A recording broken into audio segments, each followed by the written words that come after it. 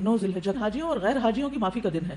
صحیح ترغیب کی حدیث ہے, نبی صلی اللہ علیہ وسلم نے فرمایا تمہارا دوپہر کے بعد عرفات میں کھڑے ہونا تو اللہ تعالیٰ آسمان دنیا پر نازل ہوتا ہے اور فرشتوں سے تم پر فخر کرتا ہے, فرماتا ہے کہ میرے بندے میرے پاس کھلے اور گہرے راستے سے پراگندہ حالت میں آئے ہیں, یعنی تھک تھکا کے آئے ہیں, جو میری رحمت و جنت کے امیدوار ہیں. بس اگر تمہارے گناہ ریت کے ذروں یا بارش کے قطروں یا سمندر کی جھاگ برابر بھی ہوں تو میں انہیں بخش دوں گا. میرے بندوں لوٹ جاؤ, تم بخشے بخشائے ہو.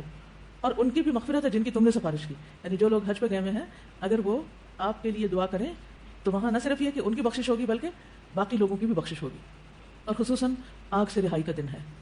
حضرت عائشہ کہتی ہے کہ رسول اللہ صلی اللہ علیہ وسلم نے فرمایا اللہ سبحانہ و تعالیٰ عرفہ کے دن سے زیادہ کسی دن اپنے بندوں کو دوزخ سے آزاد نہیں کرتا, اور اللہ اپنے بندوں کے قریب ہوتا ہے. پھر فرشتوں کے سامنے اپنے بندوں پر فخر فرماتے ہوئے فرماتا ہے کہ یہ سارے بندے کس ارادے سے آئے ہیں. حالانکہ اللہ تعالیٰ کو خود بھی پتا ہے, لیکن اللہ تعالیٰ خوش ہو کے ایک طرح سے پوچھتے ہیں کہ یہ کیوں آئے ہیں. فرشتوں کی گواہی بھی شامل ہو جاتی کہ یہ سب اللہ کی بخشش حاصل کرنے کے لیے آئے.